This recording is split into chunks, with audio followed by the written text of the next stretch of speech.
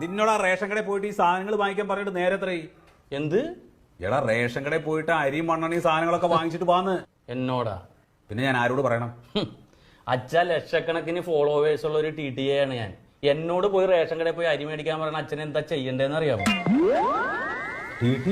ആ TikTok artist പാരിക്കുട്ടൻ ഇന്ന് കേരളം മുഴുവൻ തിരിച്ചറിയണ ഒരു പേരാണത്. ആര്, നീയോ? ഇല്ല, അച്ഛൻ. എടാ ഞാൻ പിന്നെ എന്താ വേണ്ടത് നിനക്ക് വേണ്ടിയിട്ട്? നീ റേഷൻ കടയിൽ പോയിട്ട് അരി സാധനങ്ങളൊക്കെ വാങ്ങിച്ചിട്ട് ഞാൻ വെച്ച് വിളമ്പി തരണം നിനക്ക്? ആ, അത് ഇവിടെ ഒരു പെൺകുട്ടി ഇല്ലാത്തതിന്റെ കുഴപ്പമൊന്നും അച്ഛനോട് ഞാൻ 100 വട്ടം പറഞ്ഞിട്ടില്ലേ?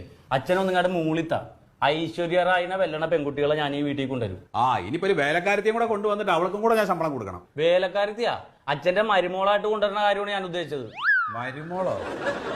മരുമോളെ കൊണ്ടുവരാൻ പറ്റിയൊരു കോലം. എന്താ ഈ കോലത്തിന്റെ ഒരു കുഴപ്പം? എടാ കോന്ത, ആദ്യം പോയിട്ട് ഒരു 10 ഉറുപ്പ് ഈ കുടുംബത്തിലേക്ക് കൊണ്ടുപോവാ, എന്നിട്ട് കല്യാണത്തെ പറ്റി ആലോചിക്കും. അല്ലാതെ നീ വരുത്തി ഇവിടെ കൊണ്ടുവന്നു കഴിഞ്ഞാൽ അവൾക്കും കൂടെ ഞാൻ ചെലവിന് കൊടുക്കേണ്ടി വരില്ലേ? അച്ഛൻ ഇപ്പോഴും എന്റെ വില മനസ്സിലാക്കാതെയാണ് സംസാരിക്കുന്നത്.